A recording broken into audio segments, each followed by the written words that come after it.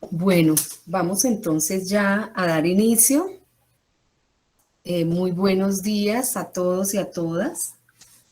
Bienvenidos a nuestra clase de discapacidad e inclusión social.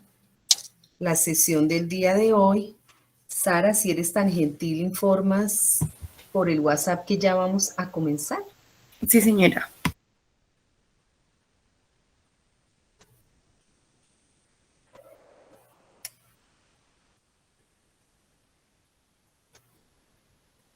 Listo, profe, ya les escribí. Bueno, es un gusto para mí en el día de hoy acompañar esta sesión con este tema de discapacidad e inclusión social. El tema del día de hoy constituye tal vez el hito más grande que se ha dado en las políticas públicas de discapacidad en Colombia. El tema es un tema crucial porque es el tema que introduce la categoría de capacidad legal, capacidad jurídica con apoyos. Definitivamente este marca un hito porque antes de esta realidad, de esta ley, de esta nueva decisión de la sociedad colombiana, las personas con discapacidad no se podían casar, no podían heredar, no podían tener una cuenta bancaria, asumir algún tipo de transacción de reconocimiento de persona con voluntad y con, digamos, capacidad legal. Tenemos una agenda muy interesante. Hoy vamos a comenzar con un video introductorio para motivarlos hacia el tema. Vamos a tener unas presentaciones y en el día de hoy vamos a hacer más discusión y más comprensión del tema. No tenemos un invitado especial, dado que el tema es de reciente creación, 2019, y hasta ahora se está implementando. Entonces es un tema muy, muy novedoso del cual ustedes seguramente tendrán mucho que ver porque muchos de sus usuarios en el futuro van a tener que hacer uso de la capacidad legal con apoyos. ¿Me están escuchando? Profe, yo en este momento sí te estoy escuchando. Alguien escribe, entonces tal vez es un tema, Laura, tal vez es de tu conexión o del el equipo. Bueno, sin más preámbulos, les tengo un video que me encanta. Es un video que yo encontré en una búsqueda particular hace varios años y lo tengo como un tesoro porque cada vez que lo veo, lo comparto, realmente me permite transmitir unos mensajes que de otra manera sería difícil. Entonces, vamos a verlo. Por favor, Sara, me ayudas a monitorear que todos estén, que sí se escuche y se vea, porque como no puede uno a veces ver el chat, entonces, bueno, vamos a verlo. Por Listo, sí, favor, señora. por favor, tomen atenta nota de lo que pasa en el video, porque vamos a discutirlo y a conversarlo.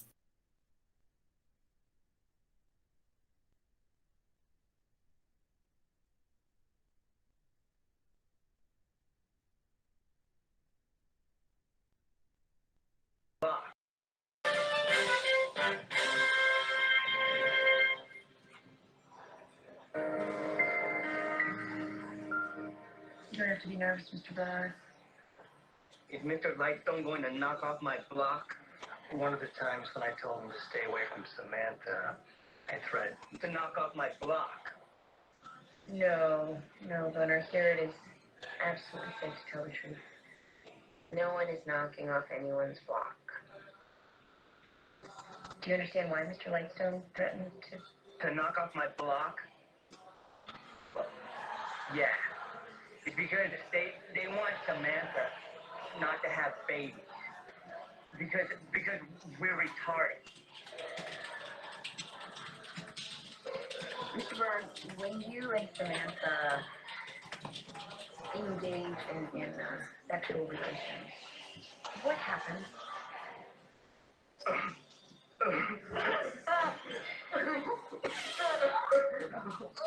Why is that funny?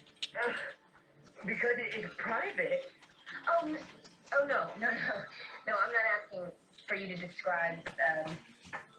What I want to know is if you understand the consequences of your actions. Oh, okay. You mean what happened after? Yes. Okay, so if we do it right, then Samantha gets pregnant. You want to get pregnant? Uh-huh. Oh, God. Why? So that we could be together. If we have a baby, then we're a family, and they have to let us stay together. I'm thirsty.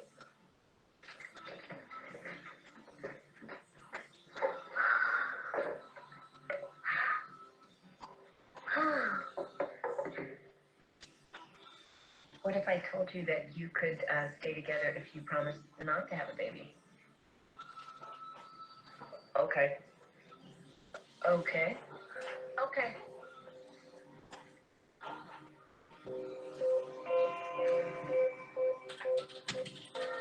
In order for me to rule that Samantha Lightstone is unable to give informed consent, the Lightstones must show that she is incapable of comprehending the consequences of her actions because she's operating at the level of a sixth grader. An 11-year-old helpless before the hormonal storm of adolescence.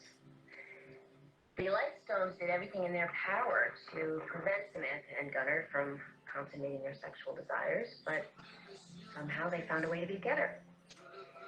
Gunnar and Samantha decided to make a baby under the mistaken impression that that would allow them to be together.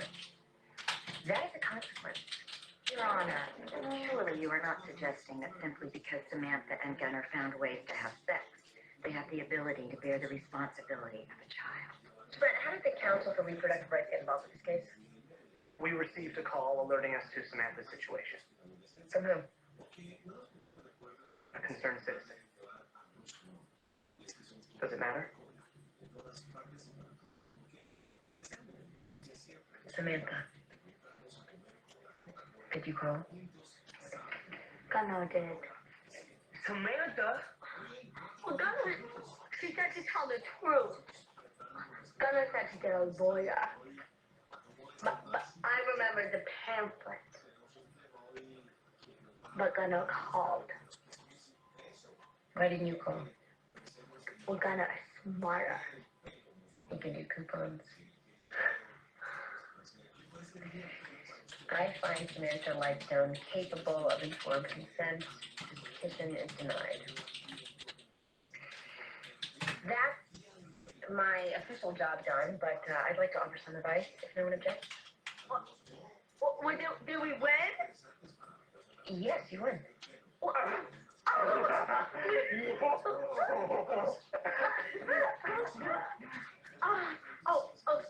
Okay, talk some more then. Mr. and Mrs. Lightstone, Gunnar and Samantha want to be together so much that they concocted a scheme to make a baby so that they wouldn't be separated. Perhaps if you allowed them to be together, they wouldn't try to make babies. Can we still have sex?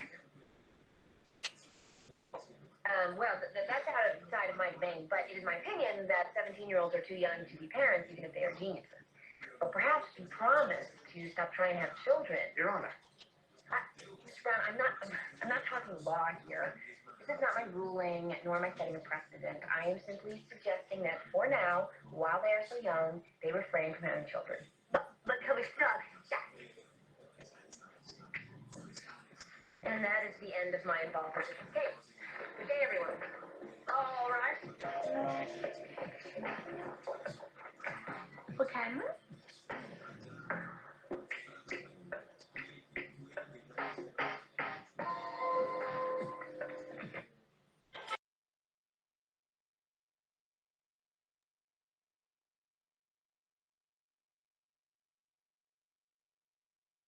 Pero vamos entonces a conversar, por favor.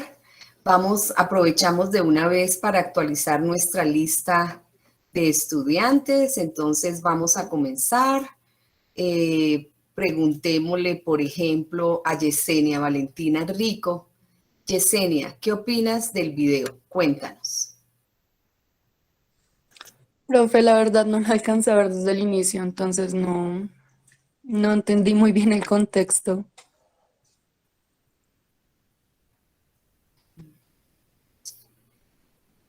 Germán Hernández, ¿podrías compartirnos tu opinión, Germán?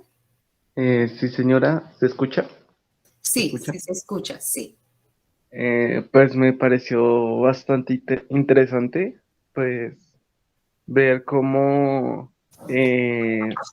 a estas dos personas les niegan el derecho a poder estar juntos y tienen que buscar recursos como el embarazo, creyendo que es la única opción que tienen para poder tener una pareja estable. Y como incluso para tener esa relación, así ellos quieren tener un bebé, les niegan ese derecho, como si eh, por la condición que ellos tienen no pudieran tener una vida normal, no pudieran tener los derechos que cualquier persona tiene. Son muchas cosas que... Y también ver la impotencia con la que hablan los abogados, creo que eran, o no sé si eran los familiares, ante la Quienes juez. estaban era el papá y la mamá, y al lado del papá y la mamá la abogada de ellos, de la familia, y al lado de ellos estaba como el defensor del pueblo de la Consejería de Derechos para Personas con Discapacidad, pero perdón, de la Consejería de Derechos Sexuales y Reproductivos, sí. Ah, ok. Entonces, como la abogada hablaba como con tanta impotencia, como creyéndose tan superior a ellos, que creía que ellos por su condición mental no podían hacer absolutamente nada, ni siquiera tener una relación. Fue muy impactante. Y también me impresionó ver la reacción del juez, que pues, de la jueza, que se dio cuenta que la abogada está defendiendo desde un punto de vista en el cual se creía superior a las demás personas, o a ellos dos. Sí, gracias, Germán. Efectivamente, lo que tú muy bien mencionas y percibes, lo que está en juego es esa relación entre el Estado, la sociedad, la familia, los derechos. Preguntémosle a Silvia Fernanda Peña qué piensa, qué aspectos le llamaron la atención, cómo puede complementar tu perspectiva. Silvia. No, profe, disculpe, no alcancé a ver el video, llegué cuando ya lo había terminado. Vamos a volver a presentar el video entonces, pero miren, estudiantes, realmente faltan solo pocas sesiones y creo que lo mínimo que se espera de un estudiante comprometido es que llegue a tiempo, se le avisa, se le informa. Entonces, por favor, para las próximas sesiones y estas, porque es muy frustrante, ¿no? Para uno que prepara la clase, que organiza todo, que sencillamente los estudiantes no ni siquiera lleguen a tiempo. Entonces voy a volver a repetirlo porque a mí lo que me interesa es que ustedes aprendan y me parecería pues muy desafortunado que no vean el video porque el video pone en evidencia elementos fundamentales de lo que hemos visto. Entonces vamos a ver el video y les voy a preguntar a todos, tanto oral como por escrito, acerca del video y de algunas reflexiones. Entonces, por favor, presten atención.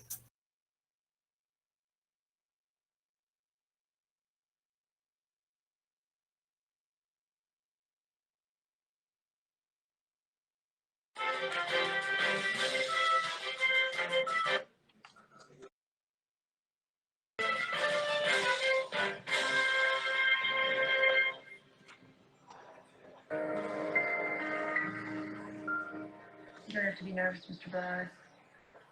Is Mr. Lightstone going to knock off my block? One of the times when I told him to stay away from Samantha, I threatened to knock off my block. No, Gunnar, here it is absolutely safe to tell the truth. No one is knocking off anyone's block. Do you understand why Mr. Lightstone threatened to... To knock off my block? Well, yeah. It's because they want Samantha not to have babies. Because we're retarded.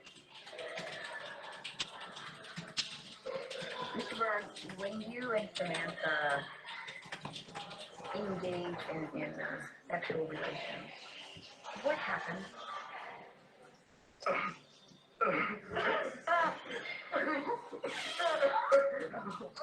Why is that funny? Because it's private. Oh, no. No, I'm not asking for you to describe. What I want to know is if you understand the consequences of your actions. Oh, okay. You mean what happened after? Yes. Okay, so if we do it right, then Samantha gets pregnant. You want to get pregnant? Uh-huh. Oh God. Why? So that we could be together. If we have a baby, then we're a family, and they have to let us stay together. I'm thirsty.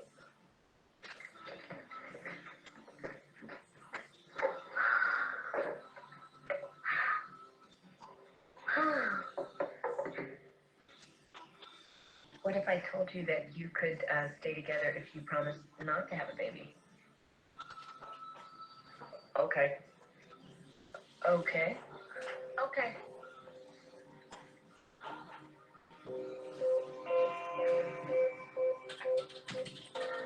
In order for me to rule that Samantha Lightstone is unable to give informed consent, the Lightstones must show that she is incapable of comprehending the consequences of her actions because she's operating at the level of a sixth grader, and 11-year-old helpless before the hormonal storm of adolescence. The Lightstones did everything in their power to prevent Samantha and Gunnar from consummating their sexual desires, but somehow they found a way to be together. Gunnar and Samantha decided to make a baby under the mistaken impression that that would allow them to be together. That is a consequence. Your Honor, surely you are not suggesting that simply because Samantha and Gunnar found ways to have sex, they have the ability to bear the responsibility of a child. Brett, how did the Council for Reproductive Rights get involved with this case? We received a call alerting us to Samantha's situation. From whom? A concerned citizen. Does it matter? Samantha. Did you call? Gunnar did. Samantha? Well, Gunnar, she said to tell the truth. Gunnar said to get a lawyer. But I remember the pamphlet. But Gunnar called. Why didn't you call? Well, Gunnar is smarter. He can do complaints. I find Samantha Lightstone capable of informed consent. This petition is denied. That's my official job done, but I'd like to offer some advice if no one objects. Did we win? Yes, you win.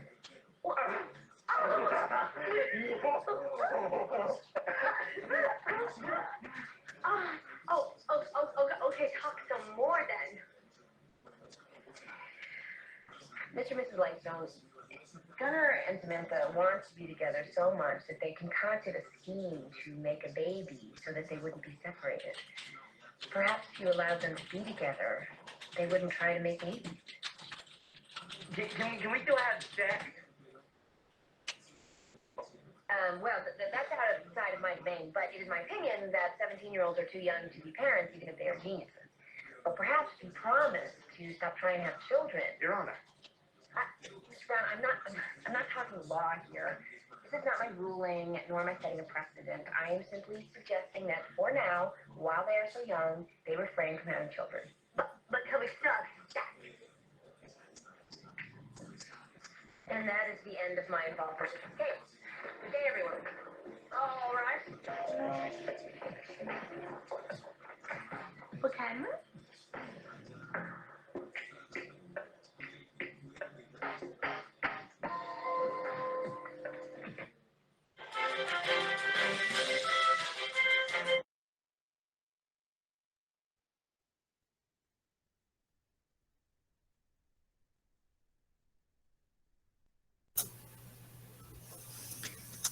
Bueno, vamos entonces a preguntarle a Yesenia, Valentina y a Silvia Fernanda que nos hagan sus comentarios sobre el video. Yesenia, te escuchamos. Sí, profe, pues no estoy segura si los que acompañan a la chica eran los padres, pero pues creo que es como una representación de cómo la sociedad pues decide sobre la sexualidad de estas personas y pues ahí vienen a intervenir muchos prejuicios que dicen, no, que ellos no son capaces de tener una familia o de hacer ciertas cosas. Em, y pues aquí es donde interviene también pues la calidad de sus profesionales, en el caso de la jueza, em, de ver pues, más allá de esos prejuicios, ¿no? Entonces sí, creo que eso es lo que me queda sobre el video. Gracias. Y Silvia Fernanda, ¿qué nos puede comentar? Pues me impresionó como la ignorancia de los padres al no tratar de que ella entendiera que podía estar con él, pero cuidándose, sino que simplemente la querían alejar, lo que a ella la llevó a pensar que si tenía un hijo, pues podría crear una familia y estar con él.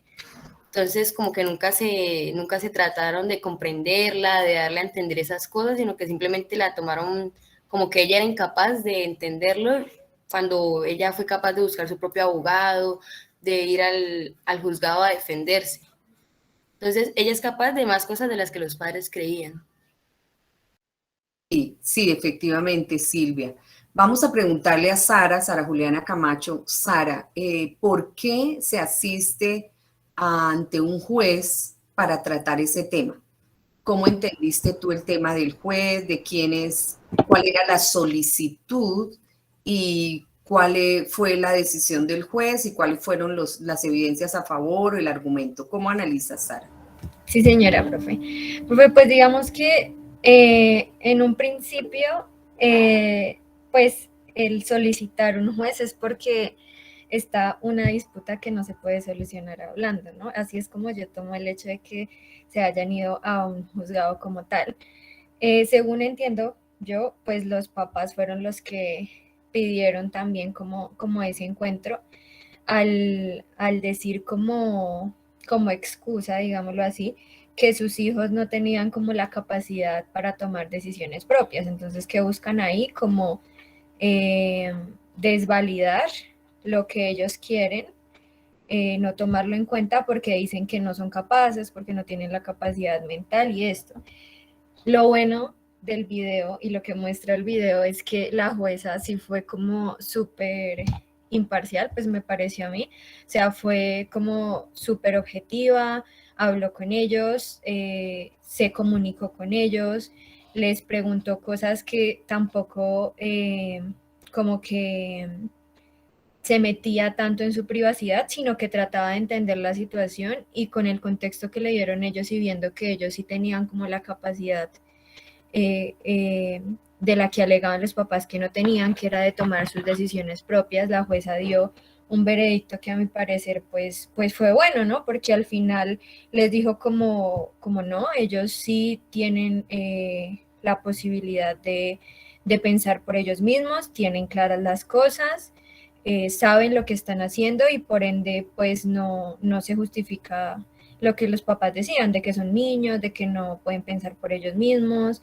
de que no están bien. Entonces siento que estuvo súper bueno el video, por eso, porque respetó sus derechos, respetó la persona que son ellos, no lo vio como su discapacidad, sino como persona, que no es, la discapacidad no es algo malo, sino que todos somos diferentes. Entonces, pues sí, eso, profe. Gracias, Sara. Laura Murillo nos comenta que la defensora es empática con la situación de Samantha y Gunnar y recalca los derechos reproductivos de ellos dos. Efectivamente, ellos son demasiado listos para haber buscado un abogado y demandar su derecho. Los Lyston, que es los papás de Samantha, los creían sin capacidades afectivas y los infantilizaban, cosa que está mal y hay que darles autonomía, nos plantea Laura Murillo. Ángela Marcela nos pregunta, en este caso, ¿cómo cambia el hecho de que ellos son menores de edad? Perfectamente válida tu pregunta y voy a pasar pues a complementar y a responderla. Lo primero es que efectivamente nos encontramos en una sala ante un juez porque los papás de Samantha amenazaron a Gunnar con darle una paliza si no se alejaba, es decir, pusieron una orden de restricción. Gunnar no podía acercarse a Samantha.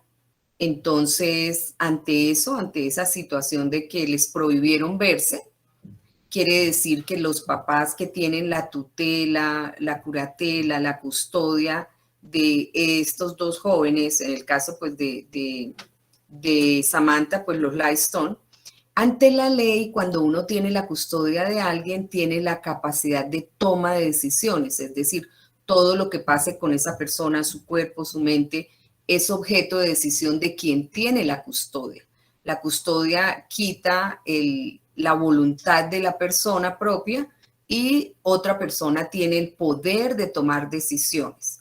Entonces los padres, que en las leyes en general, los padres tienen la custodia de los hijos menores de 18 años en general, y en particular las personas con discapacidad, existía un mecanismo que se llama la interdicción, que cuando cumplían 18 años seguían teniendo esa situación de menor de edad, despojado de capacidad de toma de decisiones. Entonces por eso se dio esta situación que ellos solicitaron que se quitara esa orden de restricción. Y por supuesto el tema tiene que ver con derechos sexuales y reproductivos, pero lo que hay en el fondo es que ellos puedan o no puedan tomar decisiones.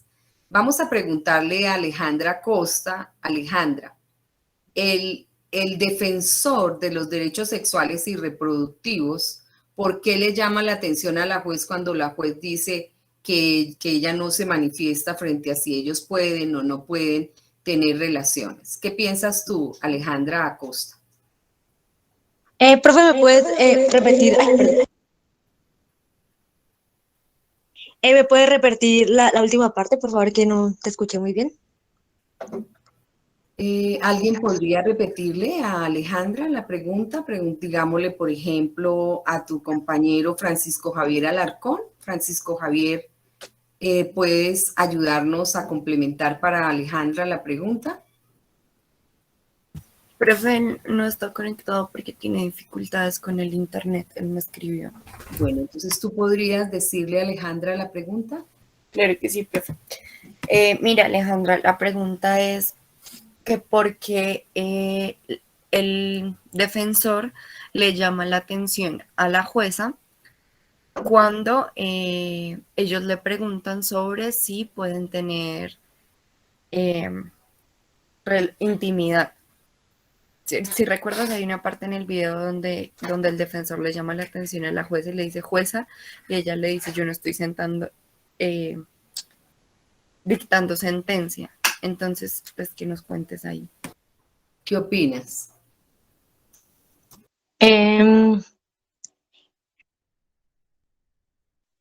Pues yo creo que, pues, que no es decisión como de la jueza como tal establecer si ellos pueden o no tener una vida sexual o reproductiva, ya que pues es decisión de ellos, de su cuerpo, y pues considero que están en su total derecho de tener como autonomía en esas decisiones, no tienen que estar impuestas por una tercera persona y menos un juez, y tampoco pues digamos que sus padres, al ser menores de edad, tampoco tienen como la obligación de, digamos, de prohibirles o tener implicaciones en esas decisiones. Es una cosa totalmente autónoma de ellos.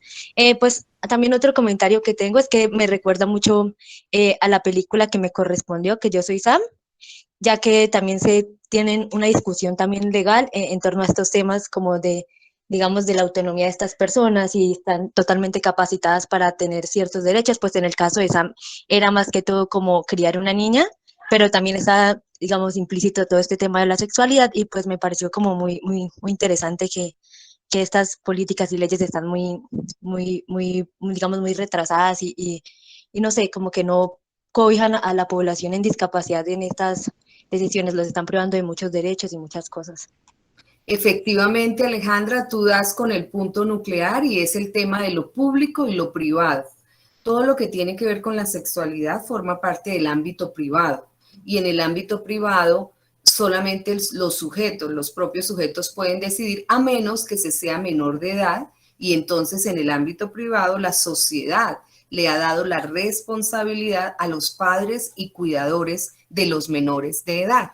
por eso las circunstancias por las cuales los padres se molestan con los hijos es porque legalmente los padres tienen la responsabilidad ante la sociedad. Por eso cuando hay un toque de queda y los hijos están fuera, llaman a los papás y a los papás los multan, porque la responsabilidad legal ante la ley, ante el Estado, ante la sociedad, hasta los 18 años es de los padres. En el caso de las personas con discapacidad se extiende eternamente por la figura de interdicción, que es precisamente la figura que se elimina a partir de lo que vamos a hablar hoy. Entonces, ya le respondí a Ángela Marcela Muñoz que cómo cambia el hecho de que son menores de edad. A Daniel Ernesto Salazar, que comenta que el no conocer la discapacidad en específico de los individuos y tomar decisiones en ausencia de dicha información no sería carecer de objetividad. Sí, efectivamente, quien toma una decisión sin tener suficiente información carece de objetividad. No debería estar acompañado de un profesional que comprenda las capacidades cognitivas de los individuos. Sí, Daniel, exactamente ese es el tema del que vamos a hablar, de la capacidad de toma de decisiones con apoyos. Vamos precisamente con este video a introducir ese tema. Paola Martínez dice que me queda que a veces los padres pueden ser quienes inicien estos actos de exclusión con sus hijos al creerlos incapaces de participar y de tomar decisiones. Muy buen punto, Paola. Las leyes, y está demostrado sobre todo en el tema de discapacidad, dependen de que toda la sociedad acceda a materializarlas y a cumplirlas. Pero muchas veces son, como tú dices, los propios padres los que no creen en las personas, los que los subestiman, los que dicen, no, que mejor él no vaya a estudiar o a trabajar porque lo pueden lastimar o se pueden burlar de él. Entonces también no los sobreprotegen para evitar que se expongan a esas situaciones. Con relación a la película de Soy Sam, y también si quieren escríbanos por el chat los nombres de otras películas relacionadas con este interesante tema. Con este preámbulo, entonces, ahora vamos a dar inicio a las presentaciones que gentilmente los colegas del día de hoy, los responsables, van a comenzar. Entonces, Sara, en el orden como está la orientación del texto, porque vamos a hablar de una ley de 2019 que cambia la realidad de las personas para siempre, las personas con discapacidad que sean menores de 18 años, que tengan discapacidades. Bueno, ya vamos a ver en detalle todos estos aspectos, como la diferencia entre ser menor de edad y ser mayor de 18 años. Entonces, empezamos. Listo, profe, entonces comienza Dana Rojas, que es quien nos va a contar sobre este tema. Dana, ¿estás por ahí? Te veo conectada. Sí, ya estoy. Listo, dale. Entonces, buenos días. Entonces, el día de hoy vamos a hablar acerca del apoyo para la toma de decisiones jurídicas de las personas en condición de discapacidad. ¿Sí me escuchan bien? Sí. Vale. Entonces, estos apoyos que voy a aclarar que pues sirven para que la persona pueda manifestar su voluntad con el fin de crear y llevar a cabo cualquier acto jurídico con autonomía. También para facilitar la comprensión, para facilitar que puedan manifestar, interpretar su voluntad y sus preferencias. También para que se puedan representar si en algún momento lo requieren, para honrar y hacer valer su voluntad. Entonces, esto, como lo decía la profe, está regido por la Ley 1996 del 2019, por la cual se establece que las personas con discapacidad mayores de edad tienen el derecho de ejercer su capacidad legal y que las personas menores de edad con discapacidad también tienen el mismo derecho, pero solo ante los actos jurídicos que la ley lo permita. También se define que tienen el derecho de acceder a los apoyos necesarios para ejercer dicha capacidad. Se estipula que los apoyos deben incluir la asistencia en la comunicación, asistencia para comprender actos jurídicos y sus consecuencias, y la asistencia para manifestar su voluntad y preferencias personales. ¿Lo puede bajar, por favor?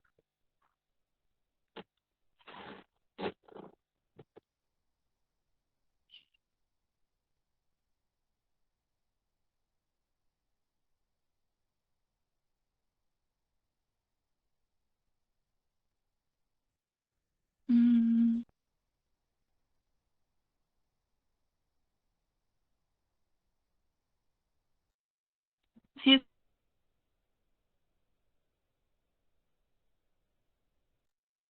¿No te estamos escuchando?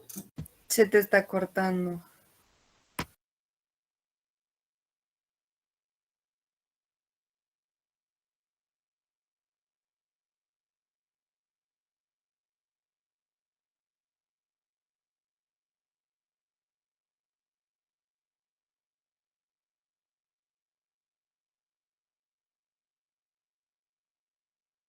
No se oye. Parece que se le cayó el internet porque le estoy escribiendo al interno y no me contesta. Sin embargo, yo aquí tengo un audio de ella pensando en que esto podía pasar, entonces lo voy a poner, profe, ¿sí?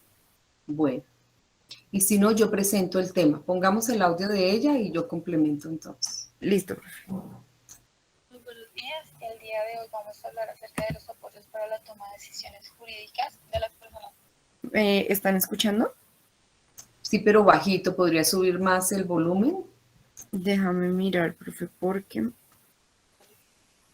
buenos días. El día de hoy vamos a hablar acerca de De los pronto apoyos si quitas cierras tu micrófono. Ah, no, pero si lo cierras, mentira, cierto que no es una presentación. No, es un audio. Y Trata de subirle más. lo tengo al máximo, pero entonces voy a intentar ponerlo en varios lugares del computador. Me dicen si en alguno escuchan mejor. Bueno, Ok. Muy buenos días. El día de hoy vamos a hablar acerca de los apoyos para la toma de decisiones jurídicas de las personas en condición de discapacidad.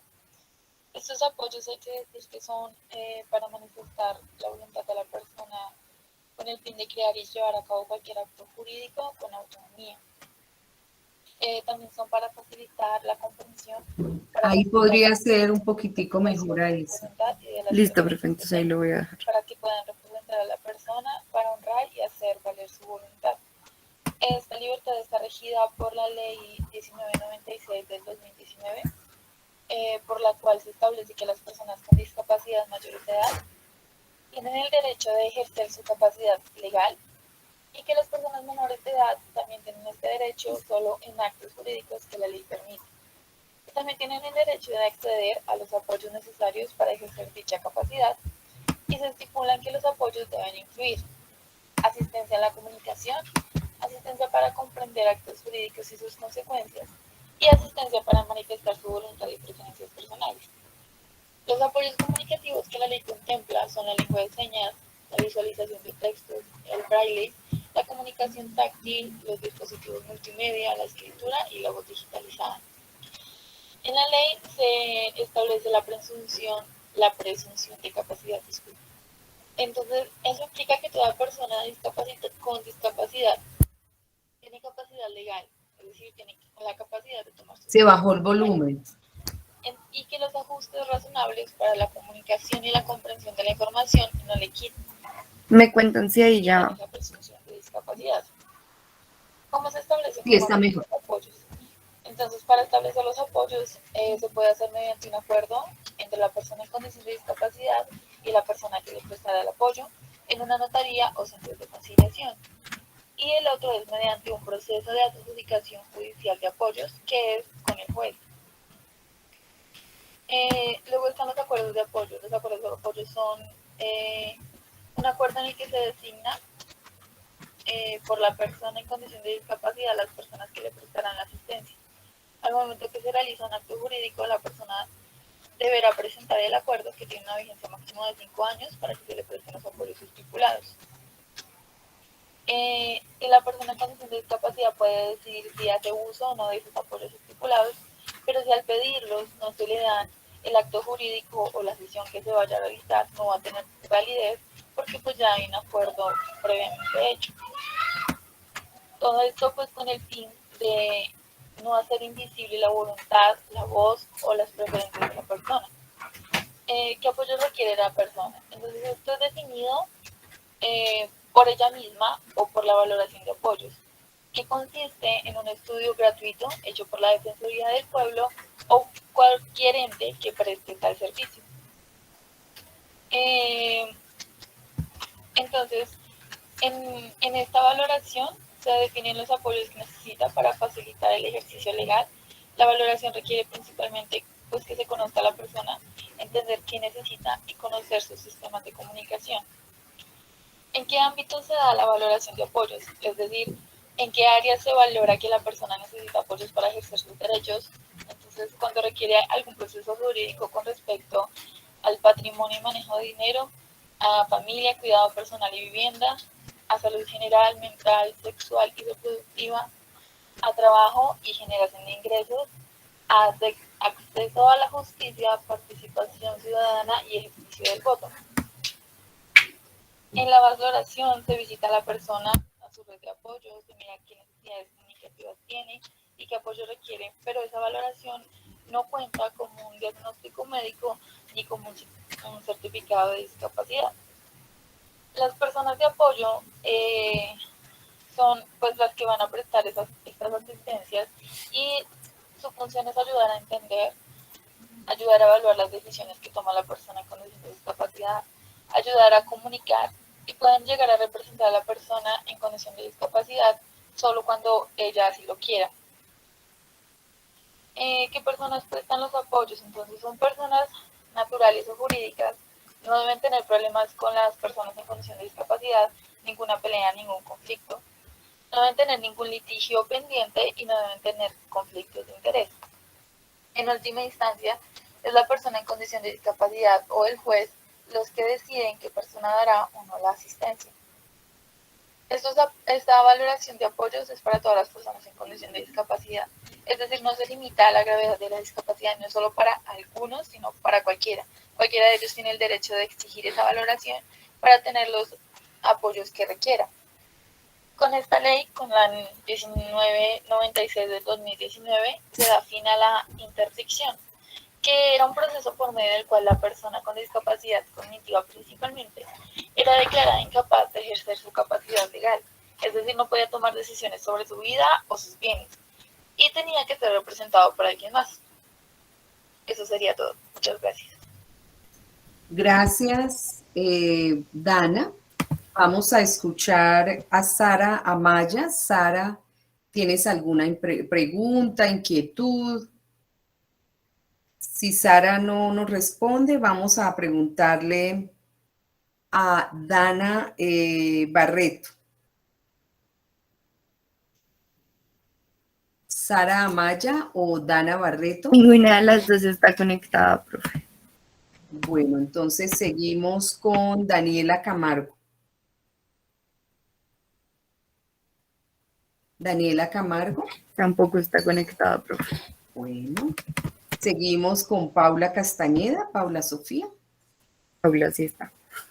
Paula, te escuchamos. Frente a esta presentación, ¿qué inquietud te queda o qué reflexión, qué te llama la atención? Cuéntanos qué opinas al respecto.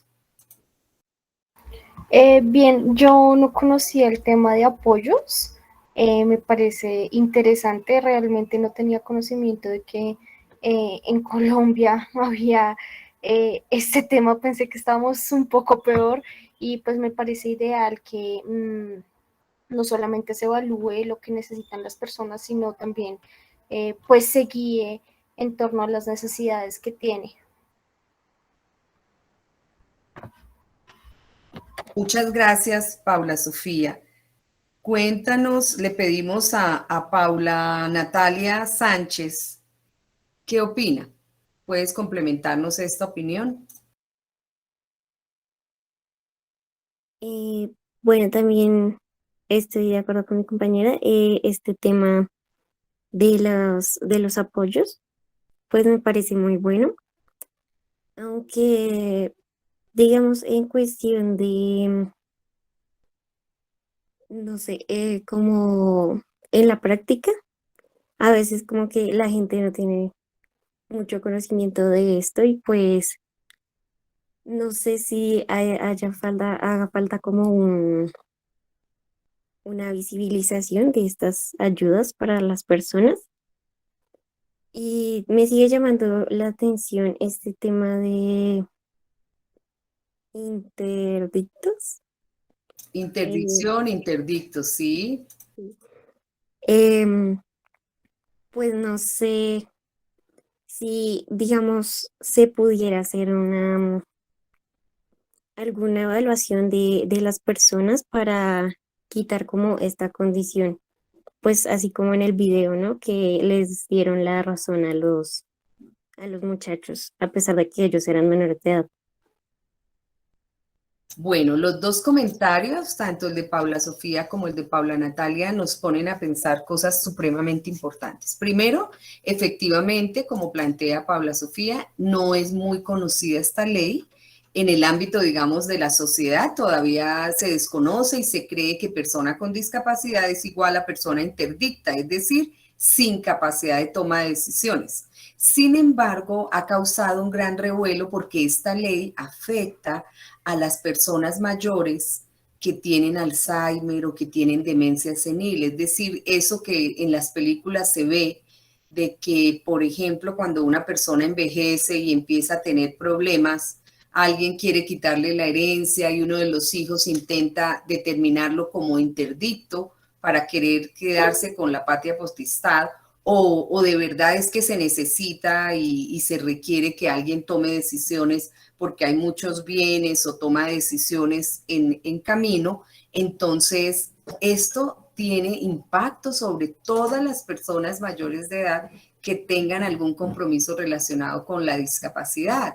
Entonces, personas que estén precisamente con estos diagnósticos de Alzheimer serían sujetos de esta ley, por lo tanto no existe la interdicción. Entonces, muchos abogados de esos leguleyos que en realidad buscan es sacar provecho de la ley y que hacen trampa y todo, esos abogados están muy preocupados por esta ley y han hecho demandas y la han atacado mucho porque es una ley muy de avanzada y obviamente impide que se haga eso que se hacía antes, de que a las personas mayores les quitaban las herencias, las pensiones, las fortunas, como aparece en las películas, y lo que sale pues es en la vida real. Seguramente todos conocemos casos que han acontecido.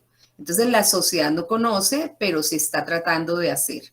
Con relación al comentario de Paula Natalia, efectivamente el Ministerio de Justicia, que es el encargado, lo primero que hizo fue empezar a dar diplomados a todos los profesores universitarios de las facultades de Derecho que tenían que tratar con el tema de la interdicción. Y se creó una red de facultades, de consultorios jurídicos que están en universidades, están afiliadas aproximadamente 60 universidades que están formándose para poder sacar adelante esta ley. La universidad, por supuesto, forma parte, porque a todos los nuevos abogados, todo el currículo tienen que incluir esto. Ya el que diga la interdicción que se debe hacer, pues está desactualizado, porque la interdicción termina en el sentido de que la persona va a poder seguir ejerciendo su capacidad legal, pero con un apoyo. Vamos entonces a darle lugar a la siguiente presentación. Sara, por favor, ¿nos ayudas? Gracias. La siguiente presentación, profe, es la de Karen Rocha. Luna.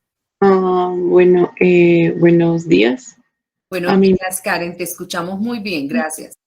Vale, a mí me correspondió el apoyo para la toma de decisiones en las personas con discapacidad, junto con una profundización en el decreto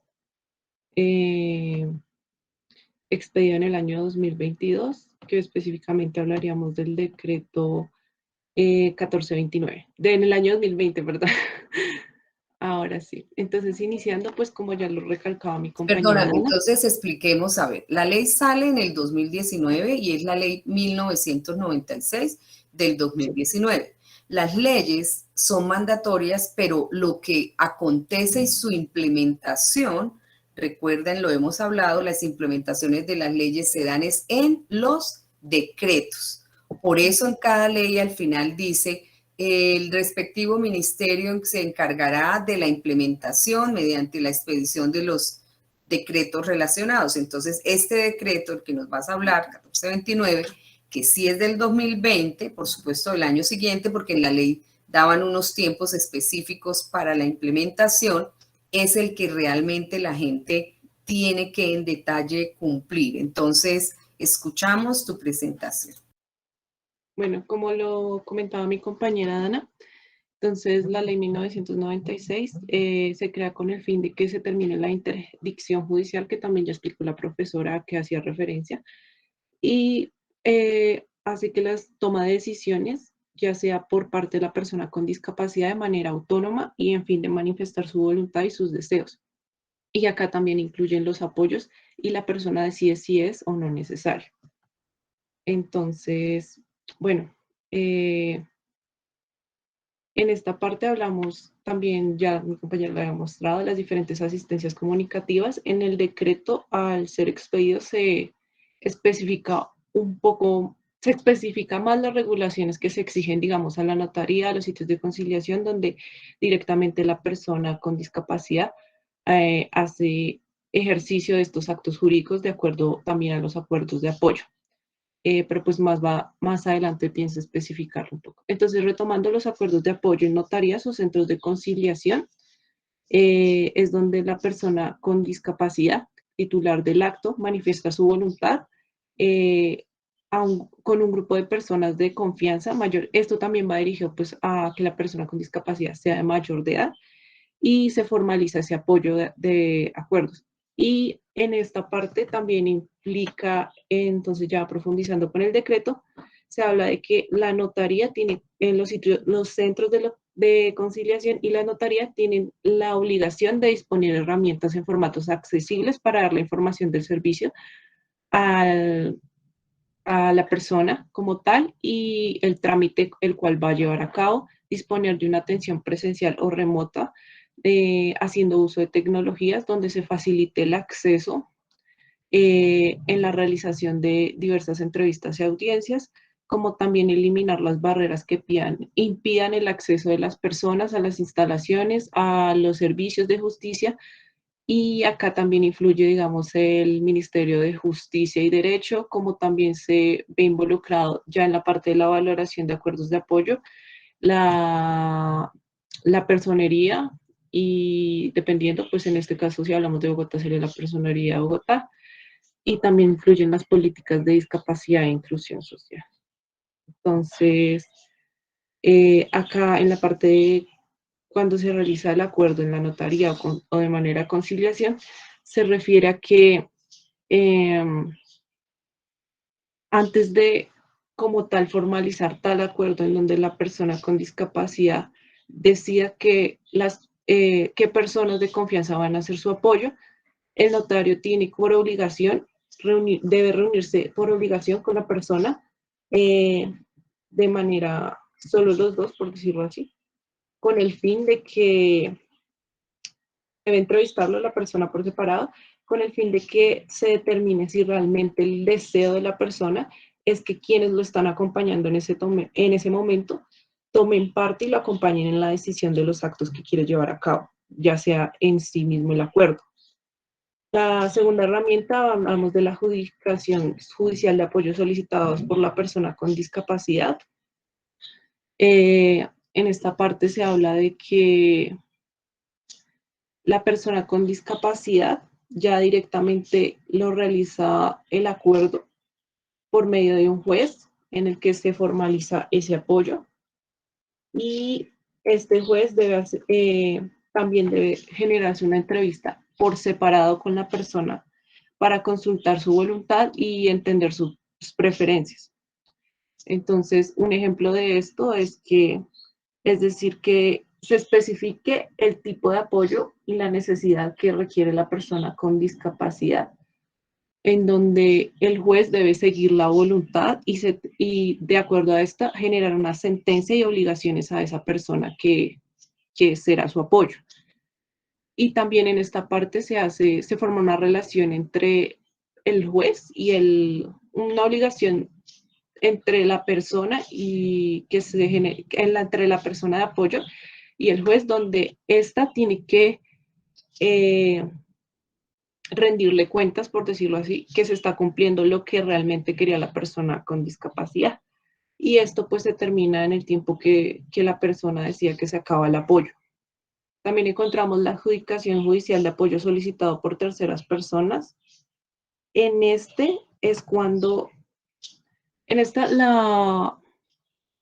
un familiar pide directamente, esta ya no lo hace directamente la persona con discapacidad, sino un familiar o cercano a esta, hace un proceso de adjudicación de apoyos para la toma de decisiones y en esta ocasión no es la persona con discapacidad como lo había mencionado, sino que se acerca a esta diciendo, debido a que expresa que la voluntad de la persona con discapacidad está imposibilitada y no tiene la capacidad jurídica para llevar a cabo. ¿Cuántas opciones hay? Para que vuelvas a repasar eso y les quede muy claro. ¿Lo hace la propia persona? ¿Quién más? Bueno, entonces la primera opción pues lo hace directamente la propia persona, en específico a la notaría o sitios de conciliación. La segunda opción la hace la persona con discapacidad directamente con un juez y designa con este mismo la persona que considera como apoyo.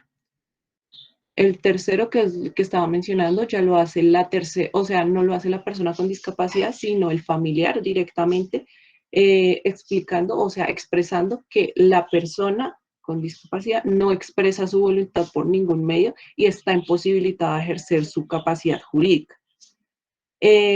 Sino que en este proceso el juez también debe proceder directamente y tiene que exigir una valoración de apoyos en la persona con discapacidad, también una valoración por parte de las entidades públicas para avanzar en el proceso y verificar que en efecto la persona con discapacidad no puede expresar sus preferencias y no puede ejercer por ningún medio la capacidad jurídica. En esta parte se habla pues que es necesario como vigilar, estar muy atentos en este punto, porque puede generarse, o sea, se puede generar que terceros quieran imponer apoyos en una persona sin que ésta los requiera o los necesite o los quiera. Entonces ya finalmente, pues en esta parte sí es como el segundo punto, el juez al final tiene que generar una sentencia con respecto al apoyo y cómo se va a llevar a cabo acá la situación. Entonces la cuarta herramienta son las directivas anticipadas, que es creo que es el último, sí, es el último mecanismo en el que consiste que la persona se anticipa, por decirlo así, a los actos jurídicos, se anticipa a actos jurídicos. Entonces en esta genera su voluntad. También, o sea, la única que directamente lo pide un tercero es el tercer punto, que sería la de adjudicación judicial de apoyos solicitados por terceras personas. Esta última, directivas anticipadas, lo hace también directamente la persona con discapacidad, pero como lo dice anticipadamente, para que como que se adelanta la persona al acto jurídico como tal. Entonces en este proceso se pide como que la manifestación de su voluntad se haya por medio de una directiva anticipada que se hace por medio de una carta en donde la persona manifiesta al notario con la carta las decisiones, la necesidad y las propuestas que tenga la persona con su firma y los datos necesarios de la persona, en donde establezca su voluntad con respecto a esta directiva anticipada, cuando ya llegue como tal el acto jurídico. ¿En qué circunstancias crees tú que sea al lugar una directiva anticipada? ¿Qué se te ocurre? Por ejemplo, que debe prevalecer, por ejemplo, que la persona desee que no, por ejemplo, un tipo de medicamento.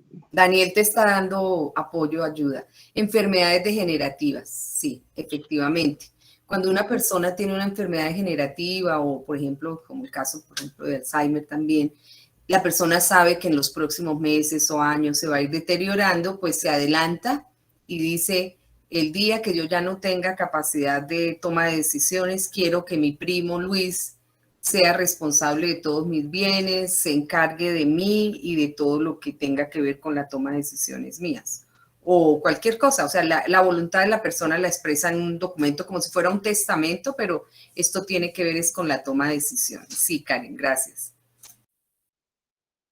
Y bueno, ese entonces sería el último punto. Ya más adelante, que como mencionaba Dana, se hace la valoración, también se tiene en cuenta la valoración de apoyos, y pues el decreto como tal concibe y protege los artículos 16, 17 y 22 de dicha ley, protegiendo la capacidad legal y el derecho pleno de las personas en discapacidad, específicamente las personas mayores de edad.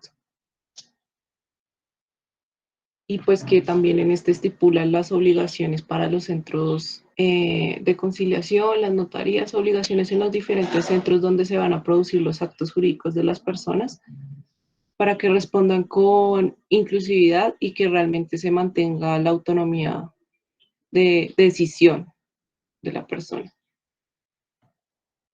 Y esto sería todo por mi exposición. Karen, muchísimas gracias, muy clara, muy importante el esfuerzo que has hecho. No es un tema fácil, es un tema muy novedoso, además es un tema muy especializado porque tiene que ver con la justicia, con lo legal, con los abogados.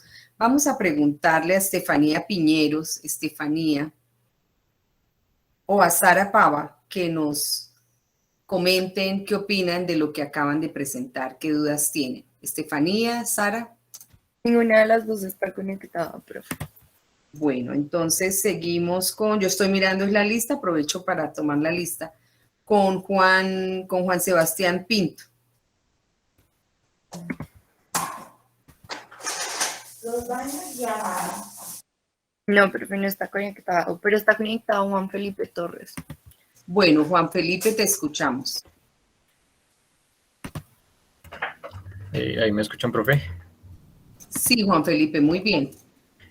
Pues me genera, pues digamos, cierta curiosidad. Primero, pues que hasta ahora se estén aplicando este tipo de leyes, ¿no? Como el por qué hasta en estos momentos nos damos cuenta de que las personas en condición de discapacidad pues también tienen que ser escuchadas, ¿no?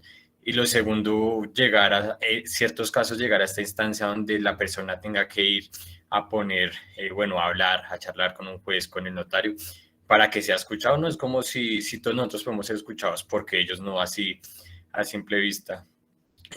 Pues en general me pareció muy interesante, la verdad. Yo no conocía la ley, dijo la profesora. Digamos, muchos de nuestro sector salud que estamos en formación, ni idea de esto, y de que puede ser muy importante, ¿no?, con las poblaciones que vayamos a trabajar más adelante.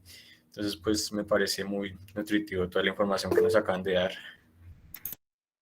Sí, efectivamente lo que tú dices, como profesionales de la salud, ustedes pueden incluso verse involucrados en un tema legal, si tanto porque alguien diga que quiere que ustedes sean, o por ejemplo un paciente podría llegar a encariñarse o a reconocer un genuino interés o un vínculo con un profesional de la salud y pedirle que sea su apoyo para una toma de decisiones, por un lado. Segundo, ustedes van a ser los profesionales a los que van a contratar para hacer los apoyos. A los fonoaudiólogos los van a contratar para dar apoyos en comunicación, hacer tableros de comunicación, utilizar pues todos los recursos que tenemos para estrategias de comunicación y facilitación. A los terapeutas ocupacionales también los van a contratar para estos apoyos, para que ayuden a poder determinar cómo son estos apoyos que necesitan las personas, pero también al revés, a ustedes los pueden involucrar legalmente por ir en contra de la voluntad de una persona, que una persona, por ejemplo, quiera parar un tratamiento o quiera cambiar una opción de rehabilitación o quiera ejercer su voluntad para alguna cosa y ustedes no cumplan esa voluntad, pues también los van a involucrar. Vamos a escuchar a Paola Martínez. Paola, ¿qué nos cuentas? O Marlene Dayana Fuentes. Paola.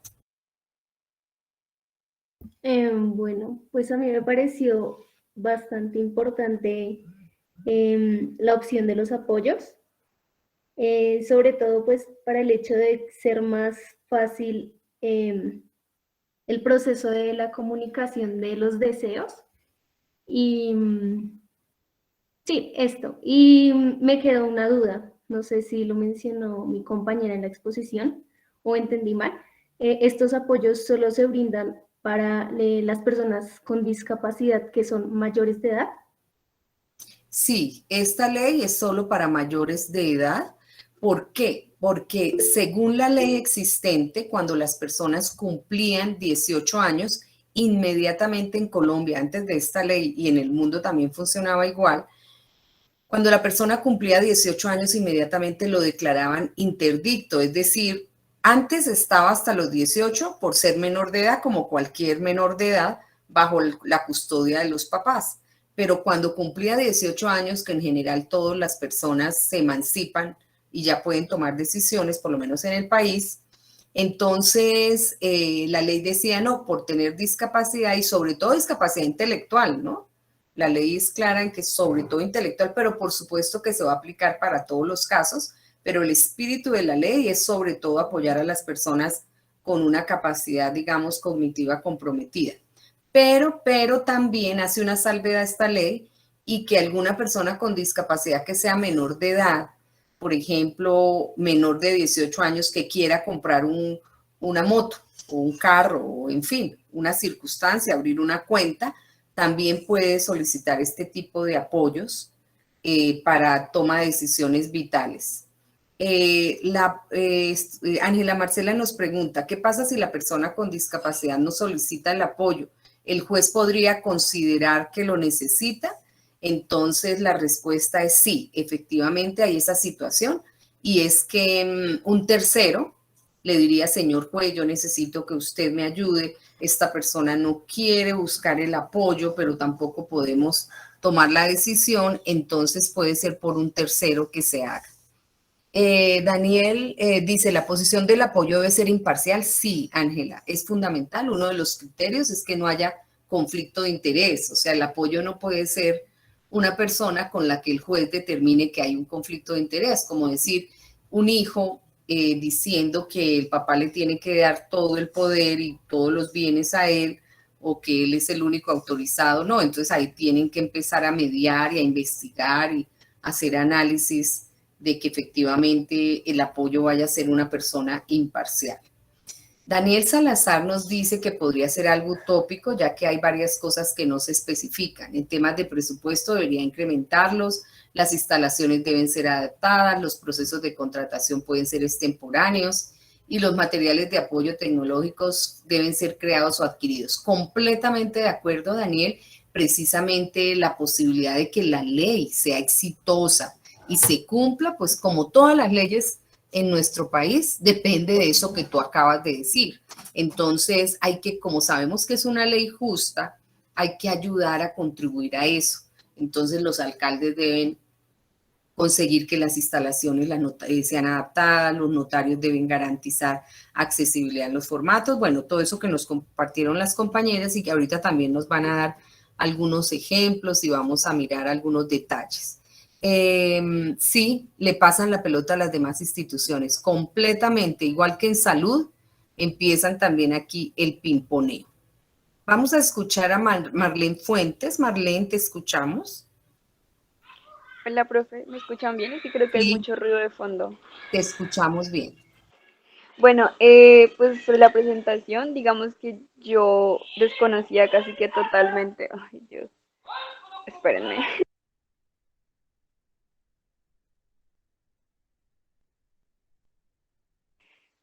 Perdón, esto desconocía casi que totalmente como la existencia de esta ley y pues siempre yo lo veía o creía que estaba, o sea, como que como la custodia, por así decirlo, de las personas con discapacidad, como que siempre lo veía desde la parte de la interdicción, como que si ya era mayor de edad, todas las decisiones las tomaban por ellos sus padres y pues de hecho no conocía como toda esta presencia de apoyos o pues pensaba que los apoyos precisamente era como que se relacionaba mucho como con el cuidador de la persona con discapacidad, entonces como que la persona como que el cuidador era ese apoyo y pues ya digamos que después de la presentación como que da mucha luz sobre en realidad cómo son las leyes y cómo buscan sí como cobijar los derechos de las personas con discapacidad. Sí podría, muy bien como tú dices, sí puede ser, podría llegar a ser el cuidador, pero tiene que haber todo un proceso con el notario o con el defensor o con la oficina de conciliación para que eso se dé. O sea que antes, lo que tú muy bien dices, antes se creía no, el custodio, la custodia, el cuidador. Ahora no, ahora la persona puede pensar en un amigo, en otra persona para poder hacer eso. Preguntémosle a Mariana Sofía Orozco. Mariana Sofía, ¿tú piensas que la interdicción, piensas que sí era conveniente o a la luz de esta ley era inconveniente? Mariana Sofía, ¿qué piensas?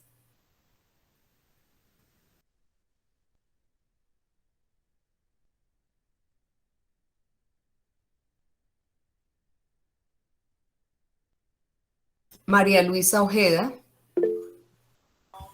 Mariana va a escribir, profe, porque no tiene micrófono. Ah, bueno, entonces te escuchamos, Mariana. Y María Luisa se prepara. Y María Luisa se desconectó de la llamada, profe. Entonces vamos a leer lo que dice Mariana.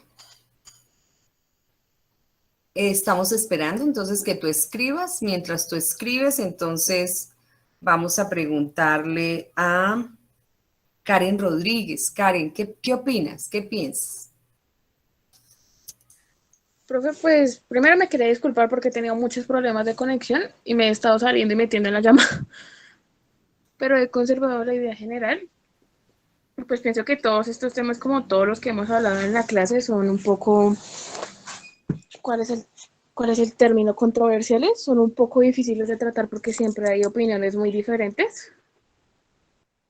Y por ejemplo, todavía, sé que ya lo hablamos, pero todavía me quedó muy marcado el video que vimos de cómo pueden haber diferentes formas de pensar y lo difícil que puede ser, digamos, saber si se le está vulnerando el derecho a alguien o si es un interés genuino por la protección de la persona. Pienso que es un tema muy difícil, porque muchas veces por querer hacer más hacemos menos. Digamos que pienso que todo esto y el tema político es más difícil, más complejo. Por ejemplo, ¿has conocido alguna pareja o caso como el que vimos en el video? ¿Alguna pareja que quiera tener una familia y que tenga una discapacidad intelectual y que se considera que no deberían tener hijos?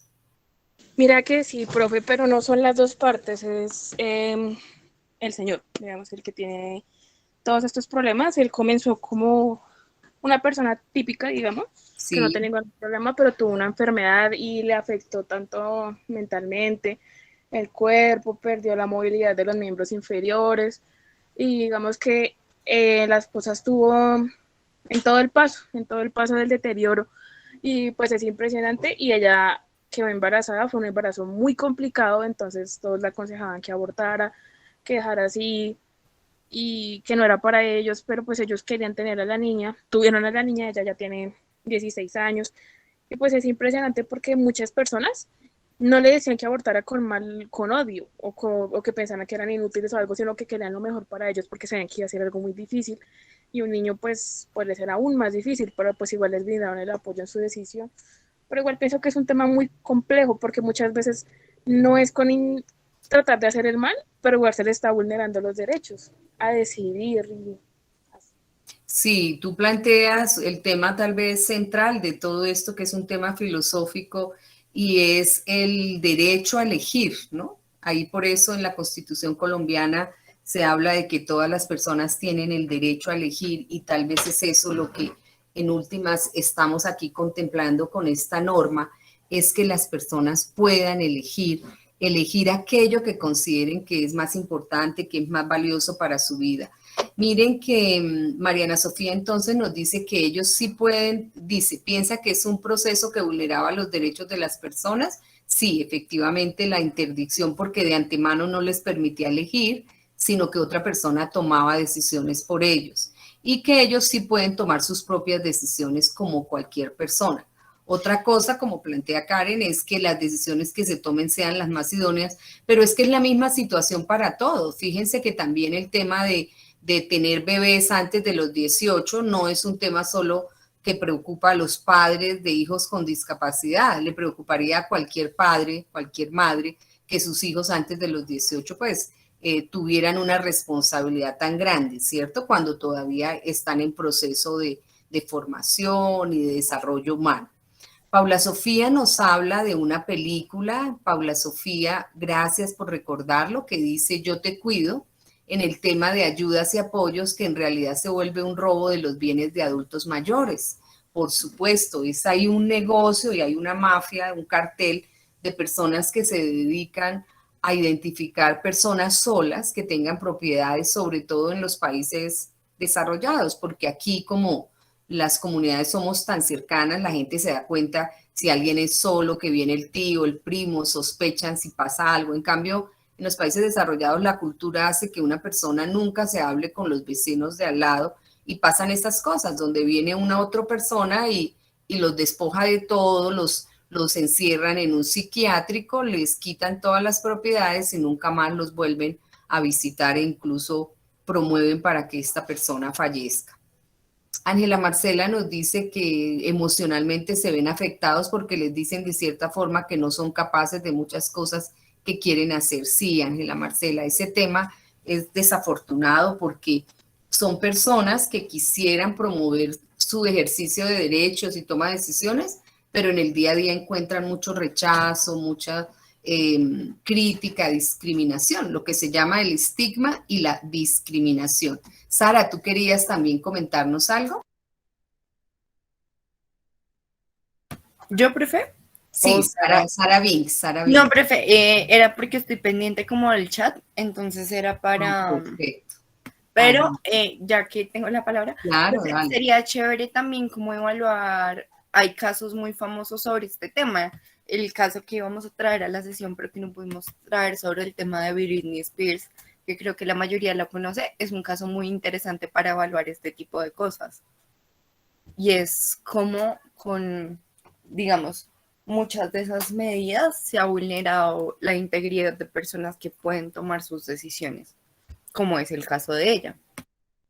Sí, completamente de acuerdo. Un ejemplo supremamente interesante porque además le dieron los apoyos, pero también ella ya superó esta situación y ya logró tener otra vez, tengo entendido que ya recuperó nuevamente su capacidad después de una lucha muy fuerte en los medios y con su padre, ¿no? Era quien quería eso. Sí, señora. Bueno, vamos a hacer un último comentario de esto que estamos hablando antes de pasar a la siguiente presentación. ¿Tenemos otra presentación, Sara? Sí, señora, la de ejemplos. La de los ejemplos. La tiene Daniel. Apoyos, sí. Entonces vamos a escuchar a Ivonne Saliet Sánchez. Ivonne, ¿qué comentario, opinión, duda tienes al respecto? Ivonne está...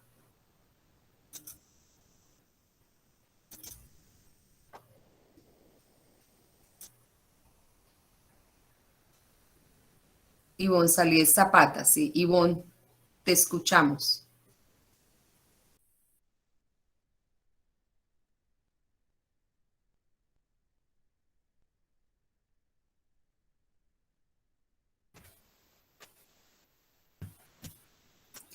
No sé si es que tiene problemas de internet, profe, porque ya está conectada. Vamos entonces a pasar a la siguiente presentación mientras Ivonne nos escribe qué está pasando. Listo. Entonces, dale con la siguiente presentación. La siguiente presentación es la presentación de Daniel. Entonces, Daniel, por favor, nos cuentas lo que tienes preparado. Hola, Sara, profe, ¿me escuchan bien? Perfecto. Muy bien, gracias. ¿Sí? Ok. Entonces yo les voy a hablar de lo que se debe hacer cuando una persona en condición de discapacidad está en una situación jurídica. Y pues como lo han mencionado mis compañeras anteriores y la profesora, empezamos desde agosto del 2019, cuando en Colombia la interdicción judicial deja de existir y se crea la nueva ley 1996 del 2019, en la cual se crean mecanismos para que las personas con discapacidad puedan tomar decisiones con apoyos. Aunque no encontré como tal ejemplos de casos jurídicos de las personas en condición de discapacidad, voy a comentarles cómo lo que se debería y no se debería hacer ante una situación jurídica en la cual hace parte una persona en condición de discapacidad. Es que los temas todavía, el tema es muy nuevo, ¿no? Entonces no hay tanto desarrollo y obviamente todavía, imagínense ustedes, los notarios todavía no todos conocen el tema, los abogados, Entonces, cada persona con discapacidad que conozca el tema le toca empezar de cero a formar a todos los que tienen que ver con el sistema. Por eso es tan importante que ustedes se informen. Entonces, dale, Daniel. Vale. Entonces, primero les hablaré sobre los apoyos para ejercer la capacidad jurídica. Estos son facilitadores para la comprensión de los actos jurídicos y pues para las consecuencias de las personas en condición de discapacidad. También facilitan la manifestación de la voluntad y las preferencias de la misma, de la persona en condición de discapacidad. Ayuda a representar al juez o a la persona en condición de discapacidad en lo que quiere decidir. También interpreta la voluntad de la persona cuando no pueda como tal expresarse. El objetivo como tal de este proceso de valoración es generar como tal un informe que sea útil para conocer las necesidades de apoyo que necesita esta persona en el juzgado. Además, este informe va dirigido con una red de apoyo para el juez y el equipo de juzgado. Este informe contiene la identificación, información, todo lo que conlleva sobre la persona en condición de discapacidad. También contiene los motivos que tiene la persona, por lo cual solicita una valoración de apoyo. También contiene la identificación de las decisiones y actos jurídicos que pues, podrían presentarse o no en la sentencia judicial.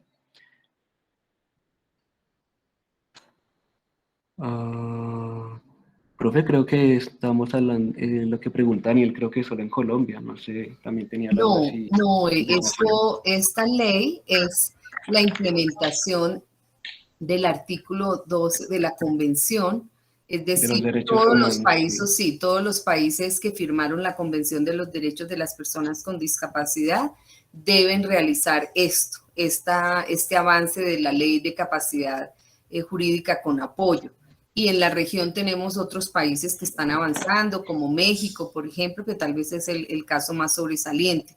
Pero España, Suecia, Inglaterra, Estados Unidos, tenían antes de la convención del 2006, tenían ya algunos avances.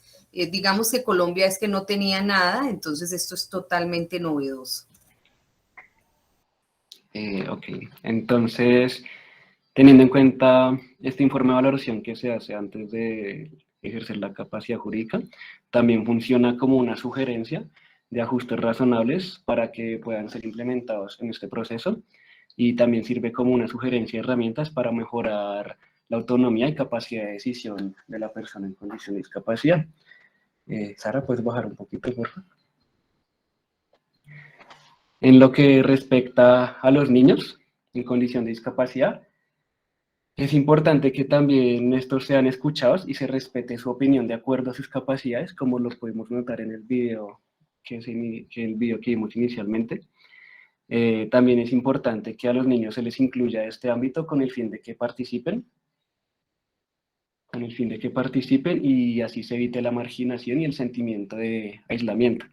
Y como acaba de mencionar la profe hace un momento, según el artículo 12 de la Convención sobre los Derechos de las Personas con Discapacidad, actualmente a los niños es a las únicas personas que se les niega la capacidad jurídica basándose en prejuicios y desconocimiento. En lo que respecta al reconocimiento,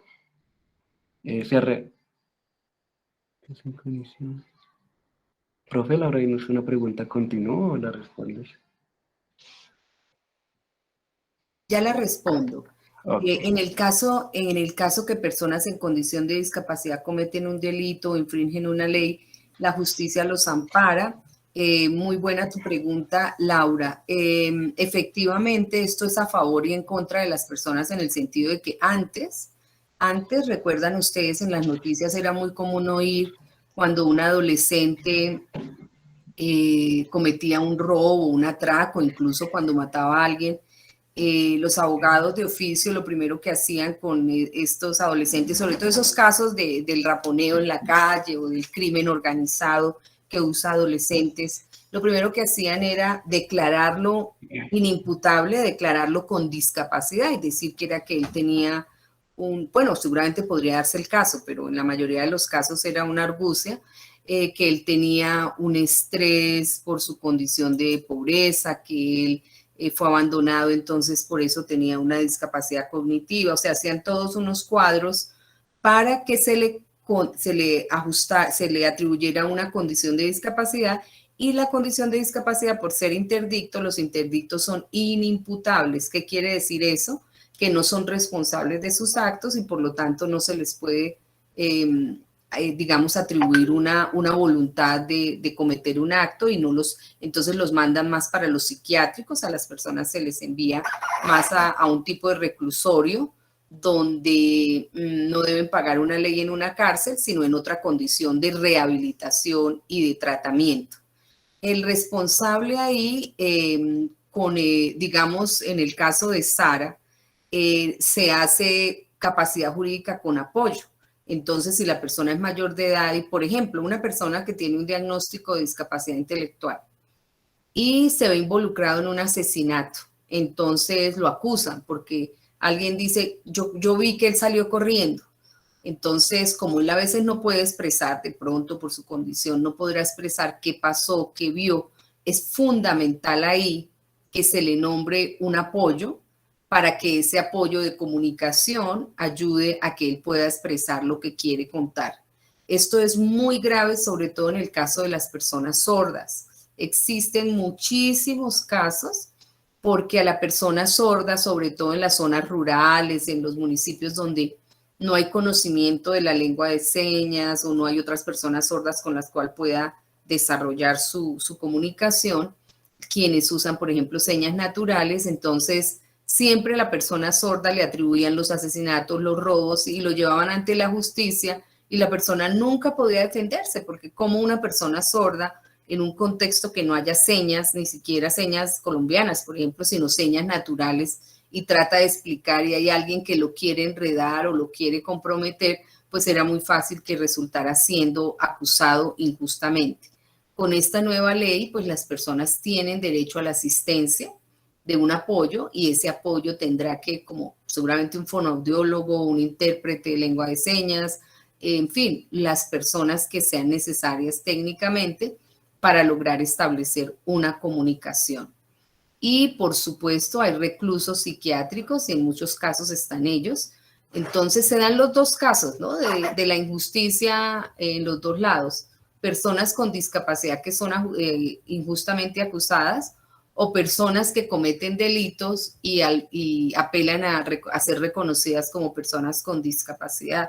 Hay un caso muy famoso precisamente de una persona con discapacidad que es deportista olímpico, no sé si ustedes recuerdan, y él usaba una prótesis y lograba un desarrollo espectacular, era campeón olímpico y todo, y asesinó a su esposa, y estaban todos los elementos, testigos, bueno, todas las circunstancias y las evidencias a favor de reconocer que él era el culpable. Sin embargo, pues jugaron con muchas cosas, de que tenía una situación, digamos, de discapacidad, en fin.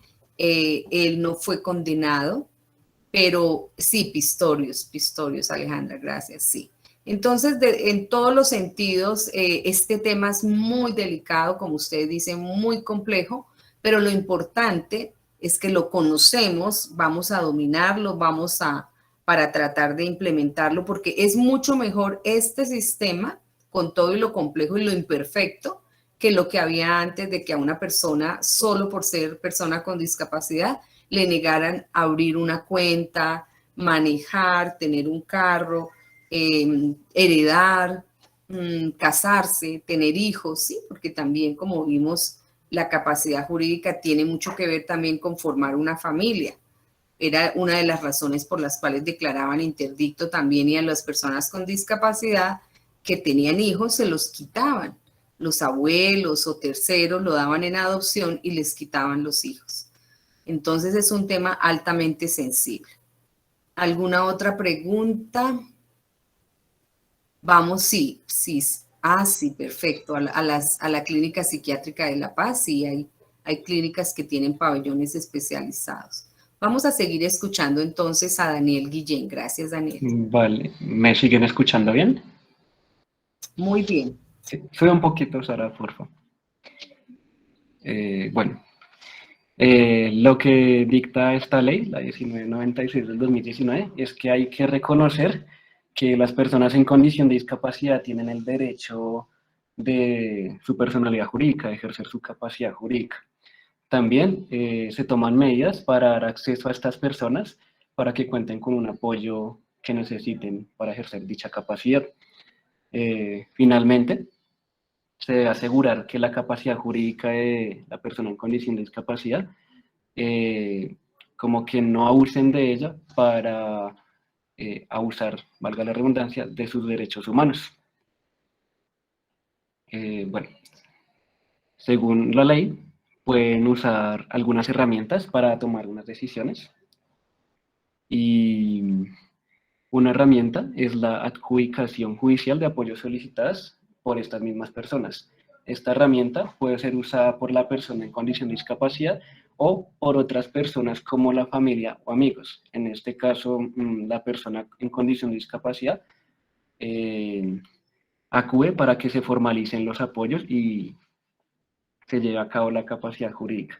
Otra herramienta es la adjudicación judicial de apoyo solicitada no por la persona en condición de discapacidad, sino solicitada por una tercera persona. Esta herramienta permite que otra persona interesada pueda acudir al juez para pedir que le dé apoyos a la persona en condición de discapacidad. En este caso, esa persona externa acude a este apoyo, ya que la persona en condición de discapacidad, independientemente del diagnóstico que tenga, no puede expresar su voluntad por ningún medio. Y pues, debido a esto, pues no puede ejercer su capacidad jurídica. Ese puede ser el caso de nosotros, los profesionales de la salud, que veamos casos donde se estén dando injusticias, entonces podamos, ¿no?, pedir una adjudicación de apoyos para esa persona. Nosotros podemos hacer eso cuando veamos ese tipo de casos.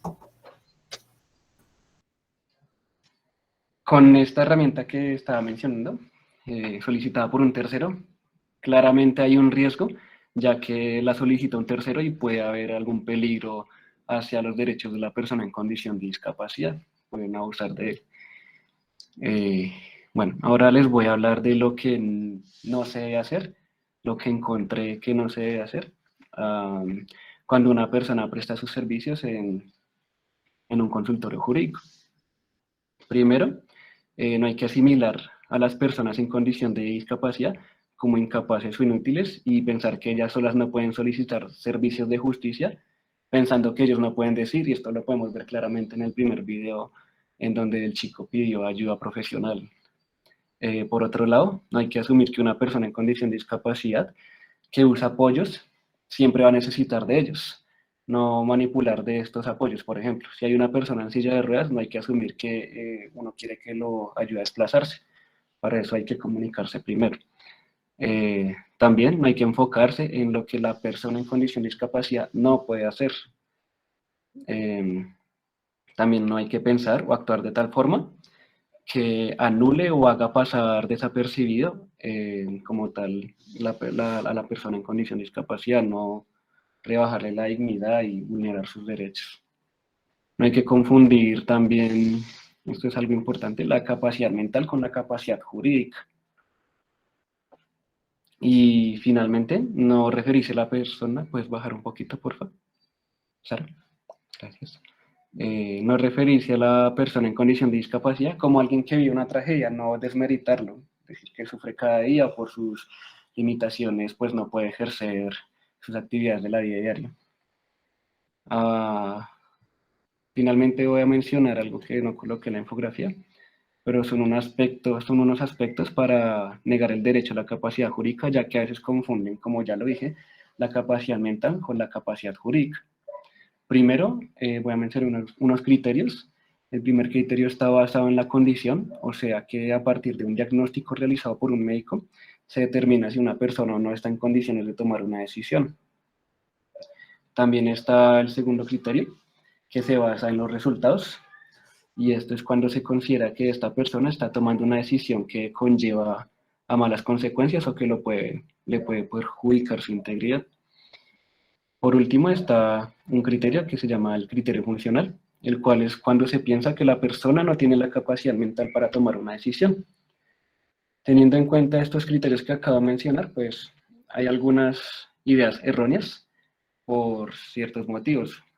Una de estas razones es que solo se aplican cuando la persona está en condición de discapacidad, lo cual fomenta la discriminación.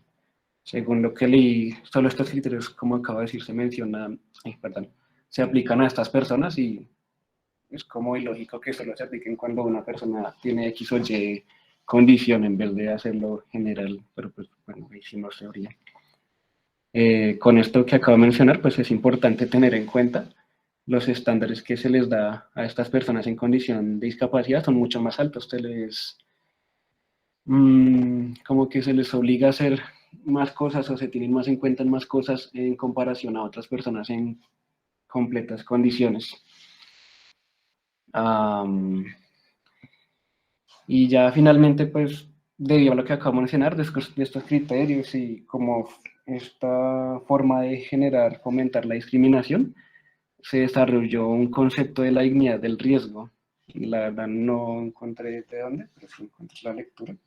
Y dice que esto implica reconocer la autonomía y dignidad de la persona en condición de discapacidad y se debe reconocer que estas mismas personas, independientemente de la condición que tengan, el diagnóstico que tengan, puedan tomar riesgos y decisiones equivocadas, así como cualquier otra persona puede hacerlo.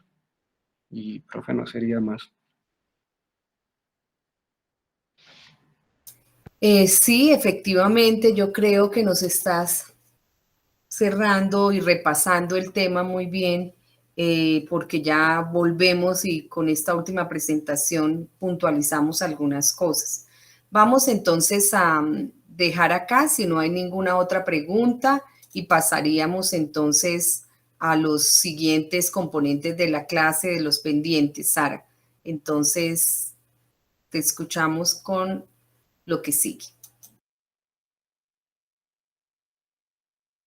Bueno, chicos, ¿cómo están?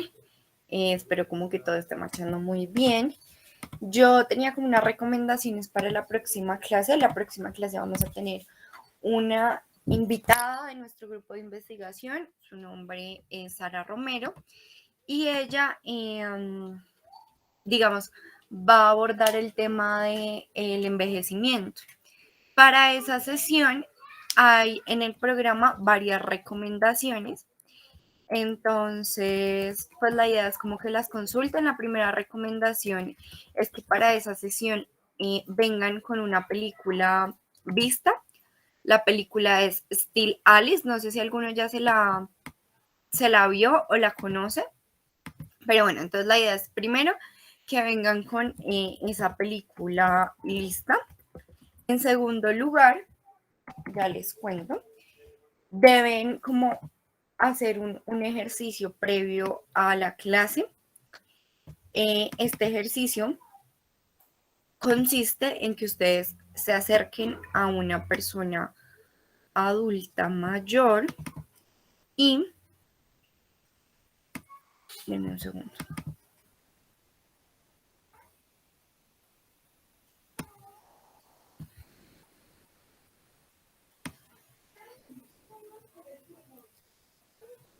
Ya.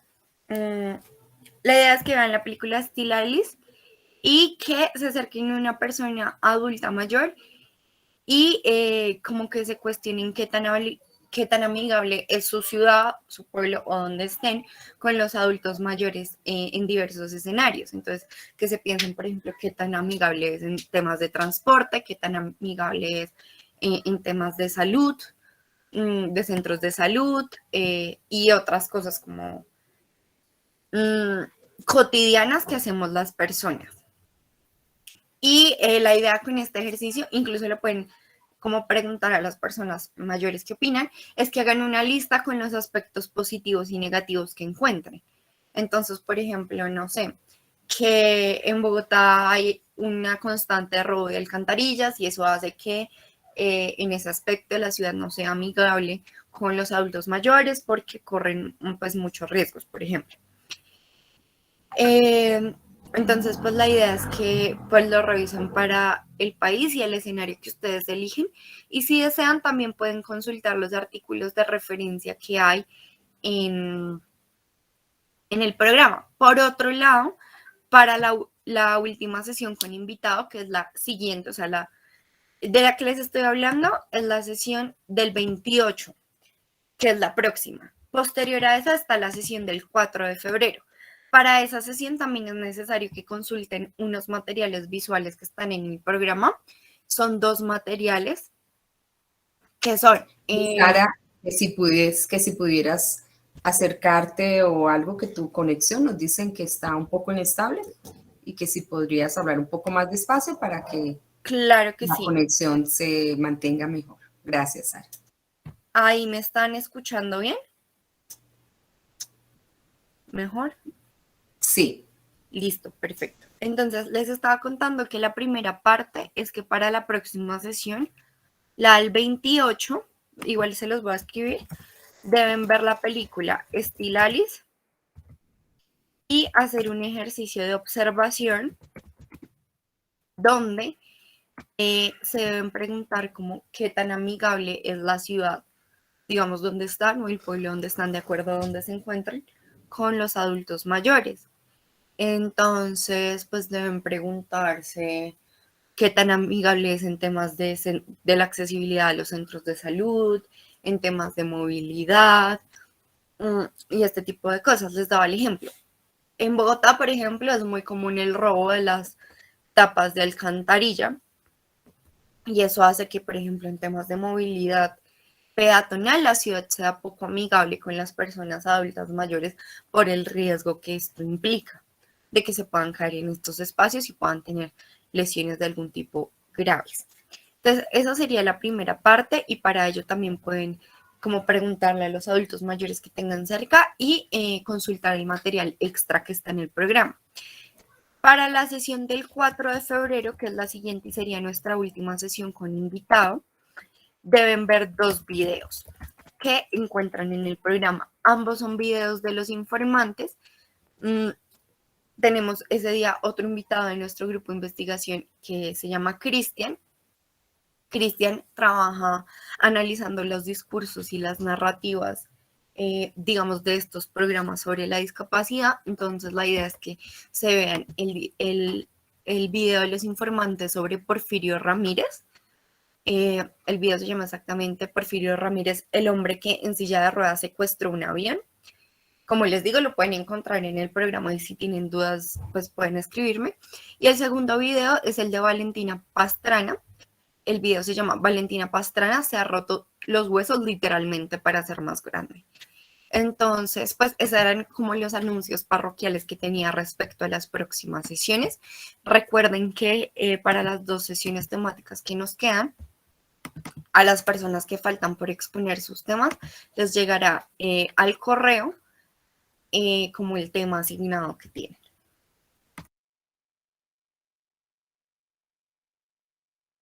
Sí, entonces también queremos hacer un llamado a que por favor le metan un poco más la ficha a los trabajos finales. Lo que queremos es dejar bien completo el curso con todos los materiales, las infografías, las películas, dependiendo de cada uno de los módulos.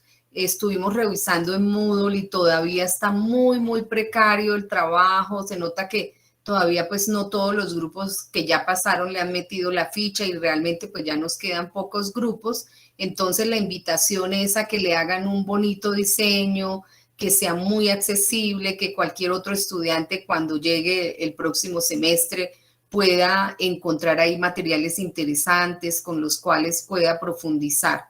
De otra parte, les recuerdo que ya estamos pues cerrando el curso, ya nos queda realmente solo estas últimas 2 sesiones y en la última sesión estaremos haciendo pues la mirada gruesa general de amarres del curso y también de todos los, digamos, esa consolidación de los materiales en Moodle para que nos quede, como les digo, esta cátedra bien consolidada.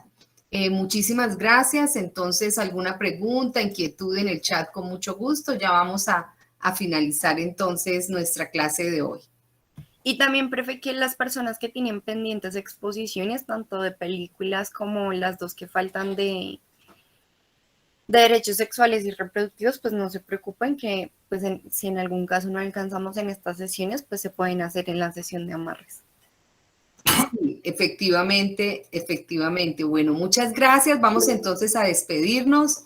Feliz semana, que estén muy bien, cuídense mucho y nos vemos en 8 días. Hasta Feliz luego, semana. abrazos. Hasta luego, profe. Hasta luego, gracias. Hasta luego, adiós, adiós. Ana, gracias. Adiós, adiós, hasta luego.